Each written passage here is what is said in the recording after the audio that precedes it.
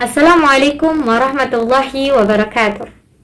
Alhamdulillahirabbil alamin wassalatu wassalamu ala asrofil anbiya'i wal mursalin sayyidina Muhammadin wa ala alihi washabihi ajmain. Amma ba'du. Yang terhormat Bapak Sueb MPDI selaku dosen pengampu mata kuliah ibadah akhlak dan muamalah. Perkenalkan, nama saya Denia Isabel Rahayu dari Prodi Pendidikan Matematika semester 2.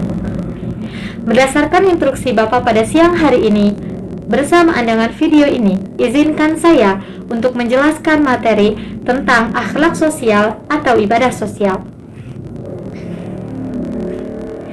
Menurut Islam, kehidupan sosial yakni dilaksanakannya hak-hak dan kewajiban setiap manusia tanpa terkecuali, tanpa memandang harta, tahta, ataupun keturunan. Dalam pelaksanaan kehidupan sosial itu sendiri tentu tidak dilaksanakan oleh satu individu, melainkan maksud dari sosial yaitu adanya kelompok untuk melaksanakan hak-hak dan kewajiban tersebut. Kelompok tersebut biasanya disebut dengan masyarakat.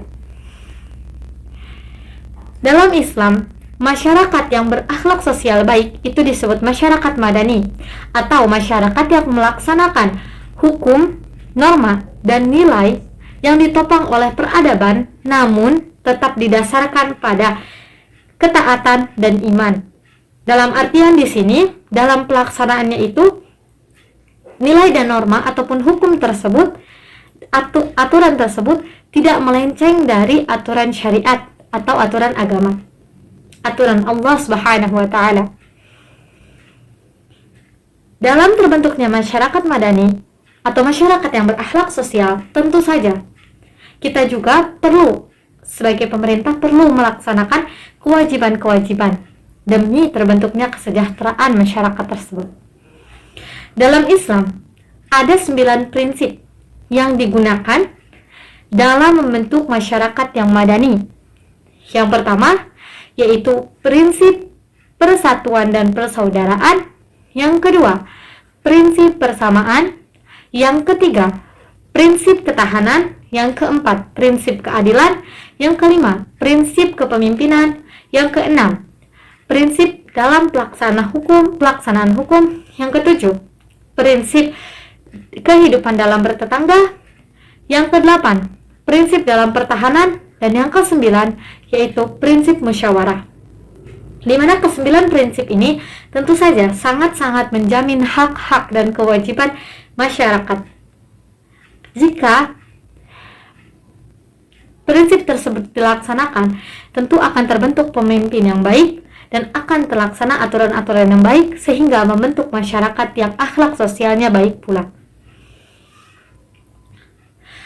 Akhlak sosial yang paling tinggi dalam bermasyarakat yaitu toleransi. Toleransi itu sendiri maksudnya menghargai dan memberikan ruang serta tempat bagi setiap orang meskipun kita berbeda.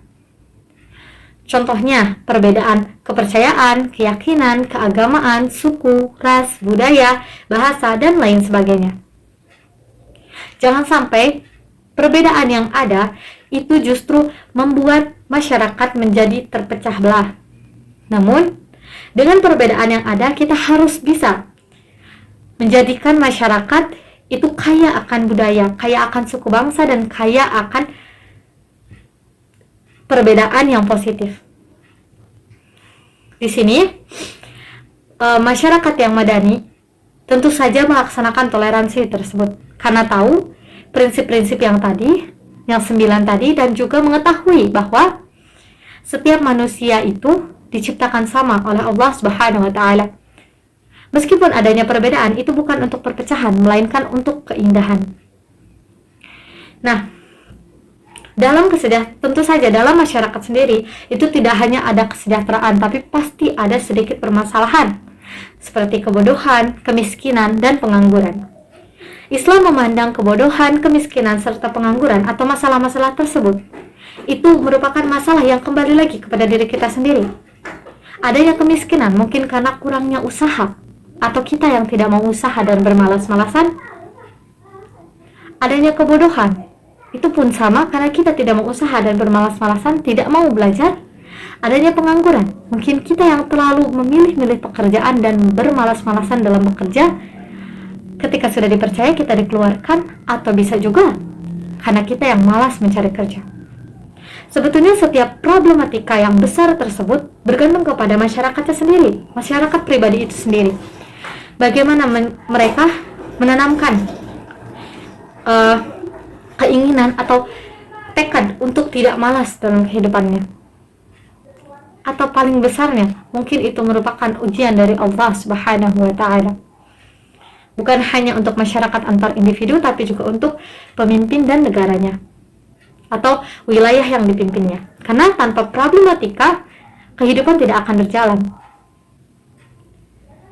Tentu saja di sini yang harus dikoreksi adalah diri kita sendiri. Mungkin kita memiliki dosa yang banyak dari rasa malas tersebut, dari rasa ketidakinginan belajar kita. Maka dari itu solusi terbaik adalah munculkan tekad untuk menghilangkan rasa malas. Allahu a'lam bishawab. Sekian dari saya. Wassalamualaikum warahmatullahi wabarakatuh.